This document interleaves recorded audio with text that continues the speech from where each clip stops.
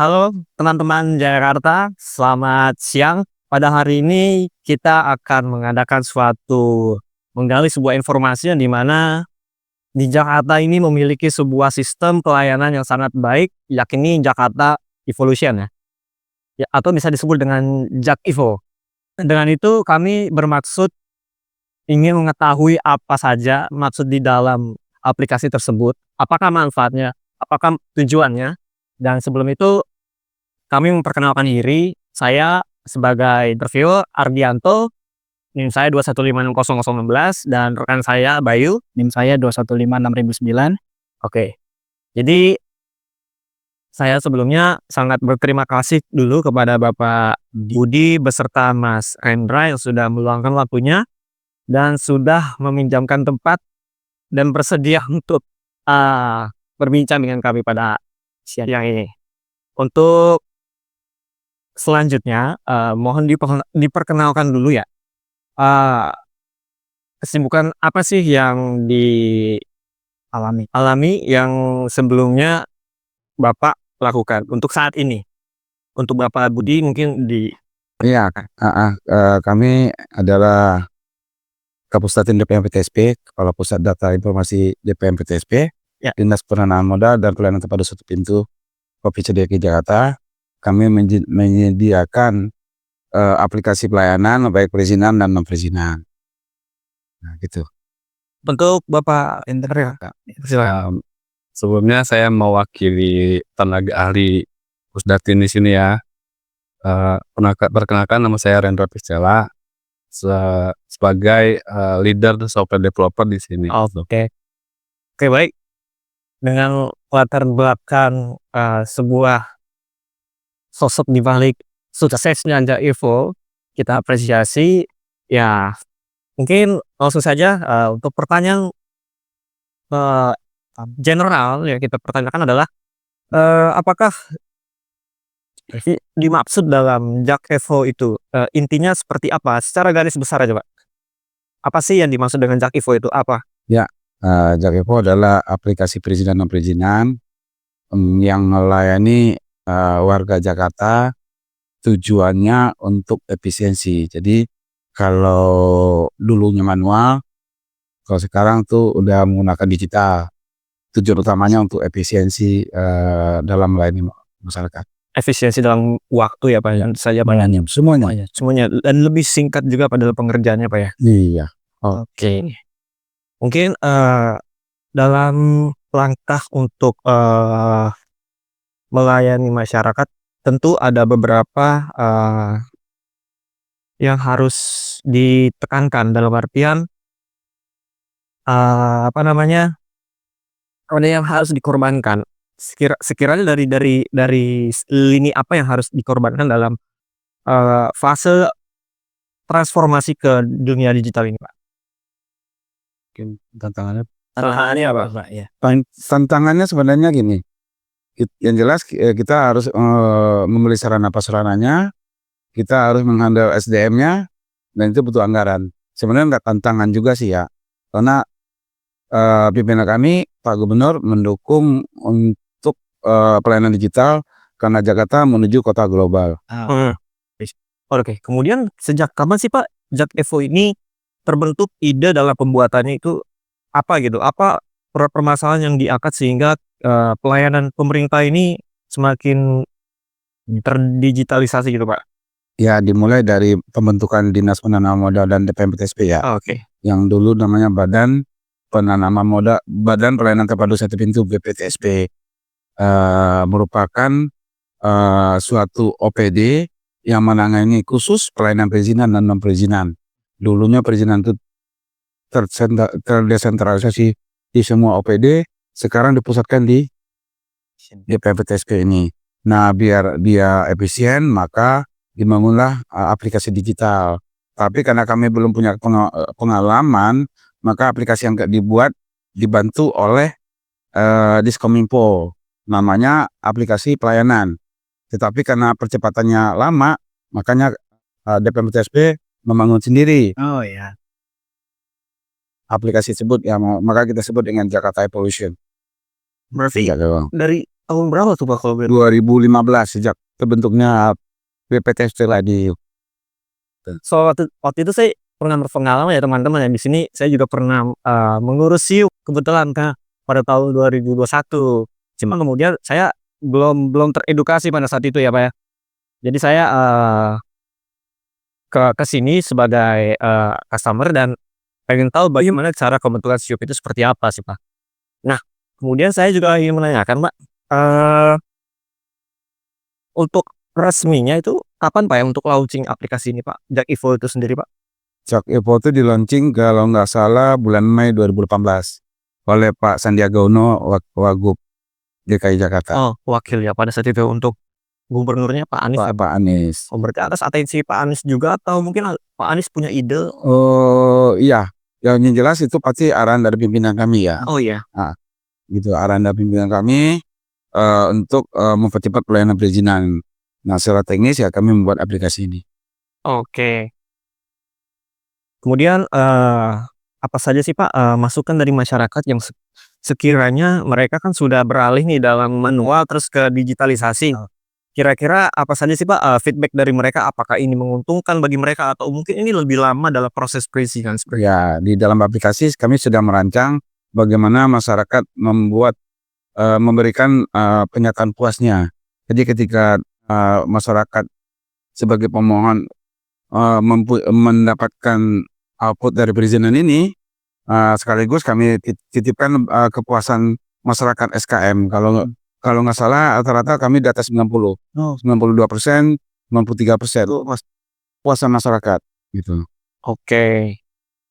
Mungkin Mas Bayu bisa ditanyakan sekiranya tools apa saja yang digunakan dalam pembangunan perancangan aplikasi?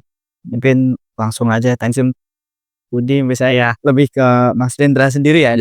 Bagian Ini sebetulnya. Yang pertama sih saya mungkin ngomongin soal aplikasinya ini kan tadi sempat dibuat selesai tahun 2018. Nah itu startnya kapan Pak sebetulnya? Oke, kalau untuk startnya ini kita tuh dibentuk ya. Jadi pada awal tahun 2018 itu sendiri kita dibentuk tim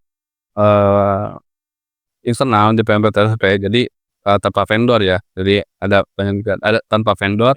Kita direkrut dulu itu tim pertama itu sekitar 11 orang ya, 11 orang.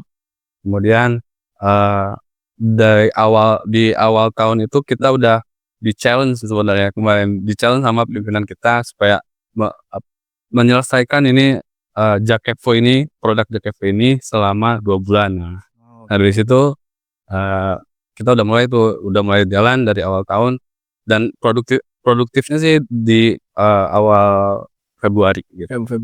Februari, Maret, April. Oh ya. 2 bulan ini. Cuman dulu pimpinan kita sangat antusias sama dalam dari ya semua tim internal, semua tim dan staff itu dan antusias dan pengen produk ini dijadiin sih menjadi terobosan. Iya betul. Thank you Pak atas banyak timeline-nya. Tadi udah nyawa Pak ya untuk vendor atau internal kita pakai internal ya Pak ya. Betul. Dinas saya sendiri internal ya berarti. Terus untuk aplikasi sendiri tuh kalau boleh tahu Pak, ini secara backend ya mungkin kenapa sangat powerful dan kalau nggak salah itu dia pakai Laravel ya Pak. Ini nggak boleh tahu selain itu apalagi sih Pak teknologinya di belakangnya? Kalau untuk tech stack-nya ya, karena kan ini tech stack ini kita analisis dan kita putuskan pada saat itu ya. Jadi teknologinya memang yang kan saat itu ya yang stabil itu di Laravel. Ya dengan bahasa PHP dan frameworknya Laravel. Itu kita kombinasikan sama AngularJS juga. Tuh. Terus dari sisi database pun kita menggunakan PostgreSQL. Iya. Itu secara tech stack-nya itu. Oke Pak. Selain itu mungkin dari ini kan saya ngomongin soal powerfulnya ya Pak ya, dari aplikasi pasti PHP kan cenderungan buat perbedaannya mungkin ya Pak sama Node.js atau mungkin sama Golang dan segala macam kan dia bisa handle untuk aplikasi besar gitu. Nah selain itu untuk urusan servernya seperti apa Pak kalau boleh tahu?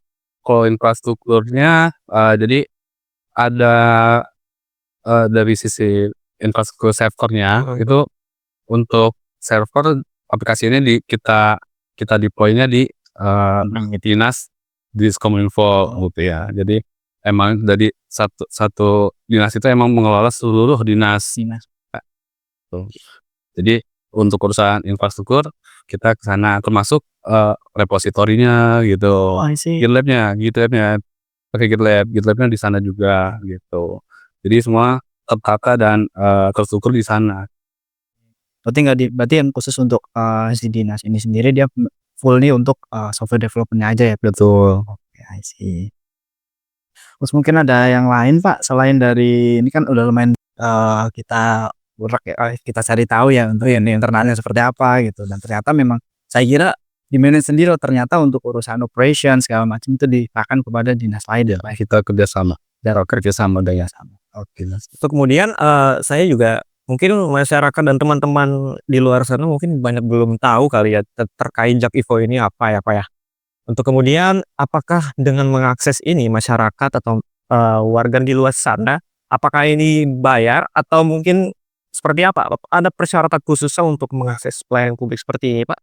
Sebenarnya tidak bayar, cuman ada hal tertentu yang diatur oleh Perda Retribusi yang masyarakat harus bayar. Kalau dulu sih kayak seperti apa ya, dulu IMB itu harus bayar retribusi pengawasannya. Kalau nggak salah sekarang itu tinggal IMTA, izin tenaga kerja asing, itu masih bayar, tapi sudah diatur oleh Perda Retribusi gitu. Oh baik.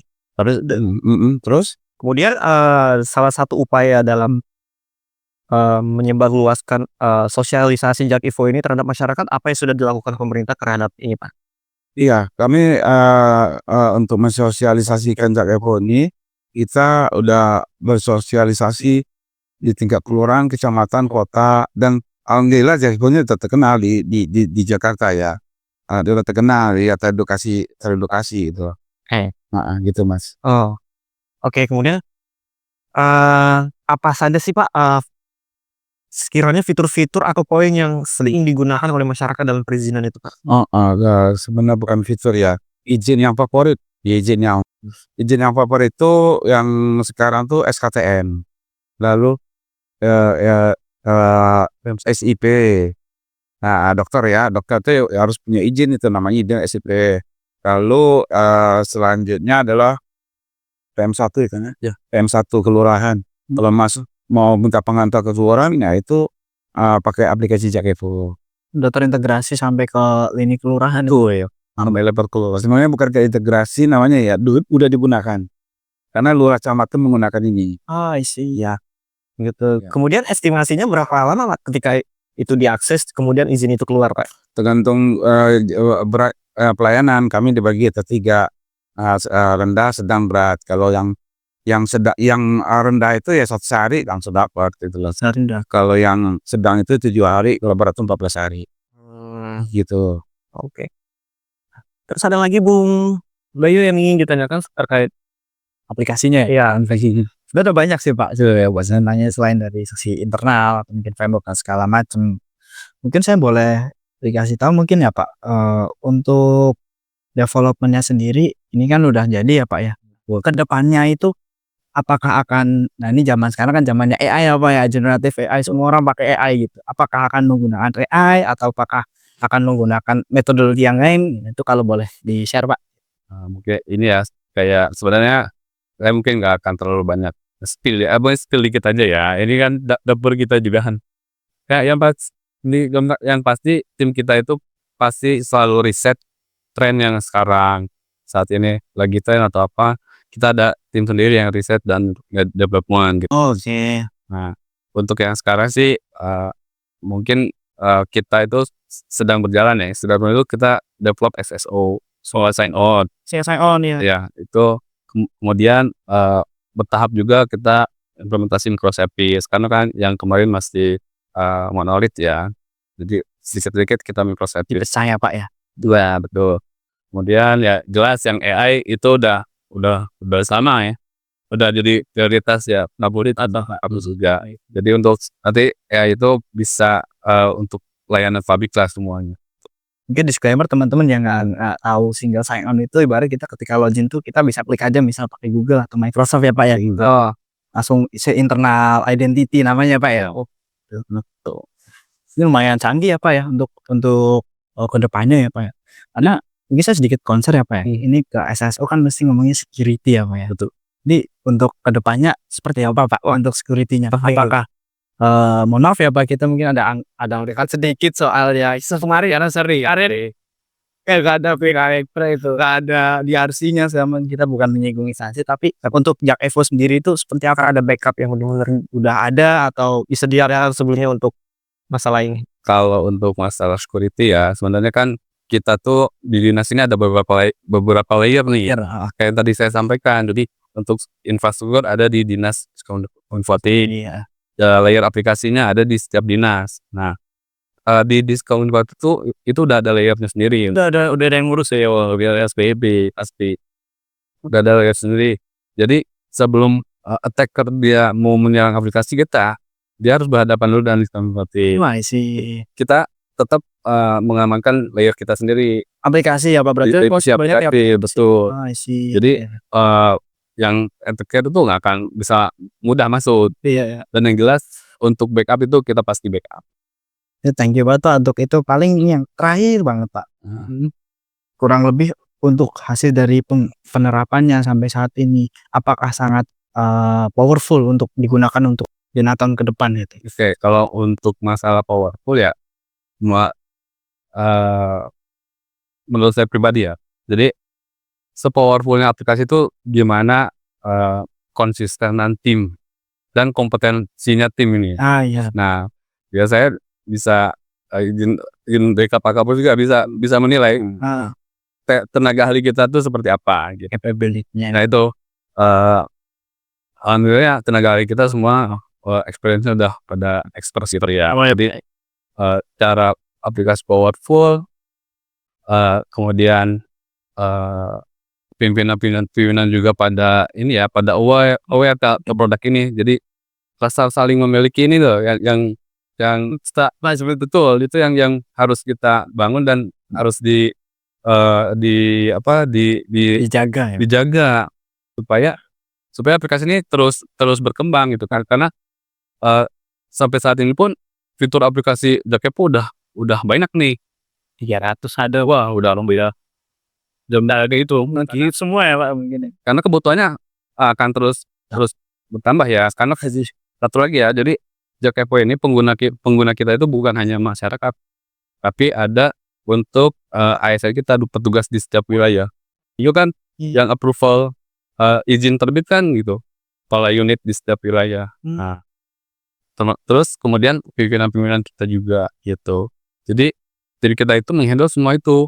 Kalau ada permintaan pembaruan ataupun apalagi ada bug ya, wah itu tim kita udah langsung gitu. Langsung gercep ya Pak. Gercep. Alhamdulillah semua teratasi dan setiap ada bantuan helpdesk atau apapun itu kita langsung tangani.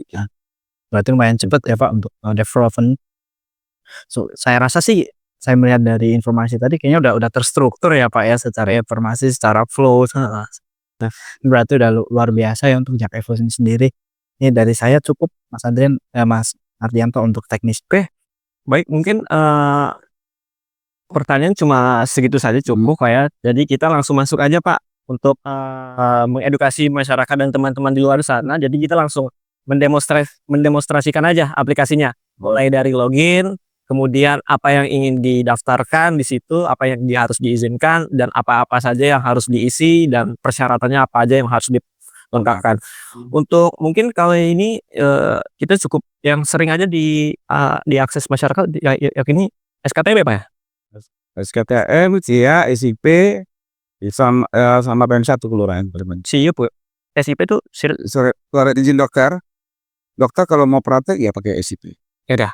Mungkin bisa sekarang dipraktekkan aja kali ya biar pada paham untuk teknisnya. Oke teman-teman, kali ini kita akan mendemonstrasikan bagaimana cara mengakses perizinan di aplikasi Jak Info. khususnya di website ya. Jadi teman-teman juga bisa mendownload di Play Store Jakevo. Cuma kami pada kali ini menerangkan yang versi websitenya. Teman-teman bisa mengakses website dengan alamat domain jakevo.jakarta.go.id. itu dia. Jadi teman-teman kita dari awal dulu ya. Jadi dengan mengklik website tersebut langsung ke halaman login. Untuk Mas Reta dipersilakan. Ya. Untuk Pelayanan perizinan ini kita bisa akses ke Jakevo Jakarta Go.id ya, atau bisa cari search di Google Jakevo aja, itu pasti sudah terindeks. Oke, kita lanjut. Misalkan yang pemohon ini belum mendaftarkan akun, bisa klik yang daftar tadi ya. Ini bisa mengisi data sesuai formulir yang ada di sini, dan bisa menggunakan login via Google email. Dan disclaimer ya teman-teman, ini yang dimaksud single sign on tadi. Ya, Mas, ya? Salah satunya ini. Gitu. Oke, kita langsung aja ya, lanjut aja ya.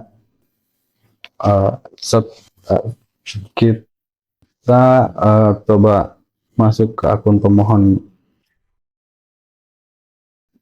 Nah, tampil langsung ini. Nah, ini tampilannya teman-teman. Silahkan Mas. dashboardnya. Ya, ini kita udah masuk sebagai User. atau usernya pemohon. Sini bisa lihat menu-menu dan tab-tab yang kita sediakan, fitur-fiturnya ada Izin, berkas, petunjuk, sama akun sendiri ya Mas, ya, buat kontrol ya, itu kontrol pribadi. ya, betul. Ini ada contoh berkas saya ya. Contoh aja. Contoh saja. Oke, di sini ada petunjuk penggunaannya juga, bisa dilihat masing-masing. Oh, I see. Ada guide-nya jadi teman-teman. Jadi kalau bingung Ya. ada di sini. Betul. Ya, oke. Kita langsung ke fitur utamanya aja. Jadi untuk membuat permohonan atau perizinan itu ada di pojok kanan ini. Silakan klik permohonan perizinan. Nah, ini yang tadi belum kita sampaikan ya. Jadi ada di kita itu sudah mengimplementasi export system sebenarnya. Oke. Jadi pemohon itu akan dipandu dari sesuai kebutuhan apa yang izin yang dia akan buat gitu ya. Nah, ini contoh misalkan kita mau bikin izin praktek dokter atau dokter ya. Nah, itu Izin langsung praktik dokter keluar. Wah, itu nuklir. Ada di kita itu menangani sekitar lebih dari 100 izin soalnya. Dinas ini tuh. Jadi teman-teman tinggal search aja ya kebutuhan mau izin. apa gitu. Tuh. Itu ada semua tuh.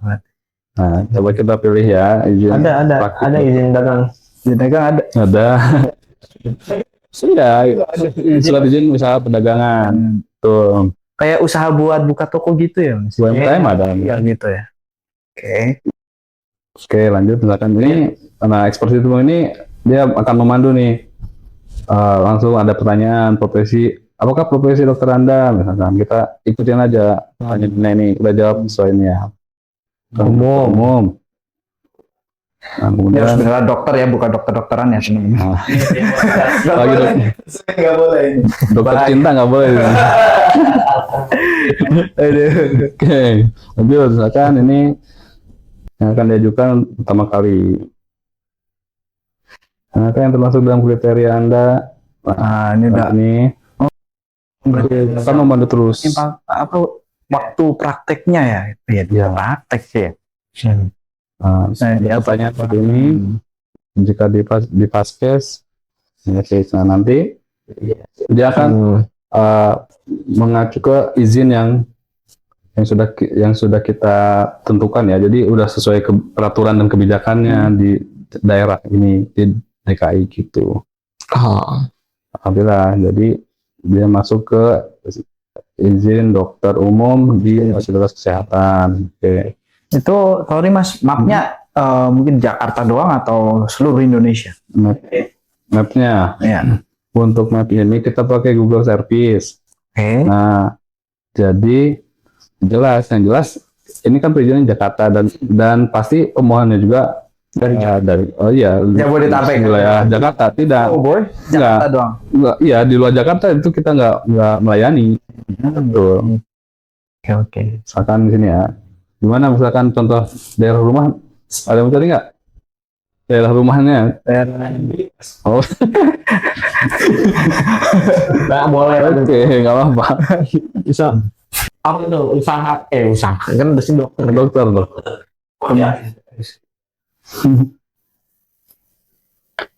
Bentar ya, kabar.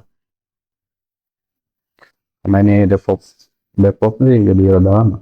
Oke, ini fitur utama kita juga. Kita udah implementasi namanya zonasi. Oh, asik. Pemohon bisa lihat, bisa ini sendiri ya. Jadi pas kita, oh ternyata di sini ya, kita misalkan daerah ini. Ini kita udah ada ketentuannya tuh. Dia masuk subzona apa, terus ada kode tata ruang. Nah nanti ITBX itu kayak Keputusan oleh kepala. ya ITBX itu ini izin ini dibolehkan atau tidak gitu. Oh, jadi ada ruang-ruang tertentu yang tidak boleh ya, Pak? Tuh. Nah, nanti di sini keterangannya ini keputusan oleh kepala unitnya. Jadi nanti kepala unitnya yang mengevaluasi ini boleh nggak di zonasi ini. Oh. Jadi kayak ada. Jadi kalau memang boleh, tampilannya seperti apa tuh? Yang boleh ini termasuk kategori ini keputusan oleh kepala itu bisa dibolehkan, diperbolehkan dengan syarat dan ketentuan yang berbeda nantinya gitu. Misalkan contoh kayak kasusnya misalkan mau bikin izin siup misalkan, tapi di zona zona hijau itu kan kayak taman hutan kayak gitu. Nah kan itu nggak boleh gitu. Nanti otomatis tuh ITBX-nya ditolak gitu langsung. I see. Gitu. Oh, I see. Berarti memang Jadi teman-teman nggak bisa sembarangan milih tempat nih teman-teman. Itu Jual pecel lele di taman kan nggak mungkin juga kan? ya. Nah di bawah ini juga ada keterangan ya. Jadi izin ini akan diproses oleh unit pelaksana PTSP di Kelurahan Sunteragung gitu. ini berarti langsung ke yang tadi ya Pak, level Betul. hanya itu langsung. Betul. Oh, ini Nanti yang menangani di kelurahannya. Jadi kepala unit Kelurahan Sunteragung gitu. I see. Ya. Ini sangat simpel ya teman-teman, berarti tinggal klik-klik aja show. Yang penting tadi pesannya mungkin tadi datanya yang benar ya, jangan dokter-dokteran ya. Tuh, nah, oke, selanjutnya masyarakat tinggal ini aja, tinggal isi formulir yang ada di sini aja, ikuti aja ya. I see. Kemudian, nah setelah isi form, nanti di bawahnya ada persyaratan yang harus Identitas diupload. Oh, identitasnya apa itu, Mas? Kalau begitu. Nah, identitas KTP ini mungkin? kayak KTP gitu. Ah, itu boleh tuh diupload KTP tuh. Oh iya, harus diupload. Kalau KTP-nya di ini misal watermark gitu, baca nggak ya? Itu tergantung nanti kan setelah tahap ini ada verifikasi. ya. Ada tim teknis administrasi yang memverifikasinya. Tergantung nih, nanti kalau memang masih sesuai ketentuan, dia langsung bisa di-approve. Tapi kalau untuk ternyata ini nggak ada toleransi nih, dia bisa diperbaiki. Jadi di status permohonannya dibalikan lagi ke mohon suruh diperbaiki gitu, secara online. Nah biasanya kan kalau manual tuh kebayang kan ribetnya gitu, harus pulang lagi ke rumah atau apa gitu. Iya betul. Tenaga, waktu, wah ini jauh lebih simpel ya katakanlah. Betul. Surat tanda registrasi apa tuh Mas? STR.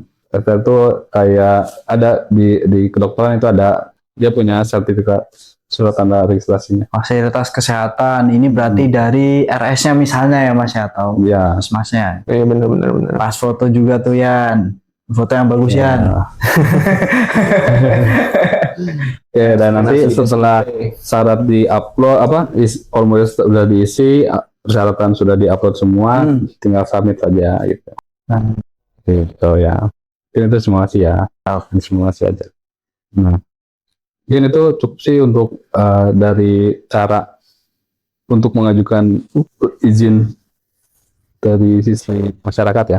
Lihat kurang lebih cukup simpel ya, nggak ribet ya. Jadi aman lah untuk bagi teman-teman yang awam banget ya untuk mengakses sebuah pelayanan publik yang baru ini.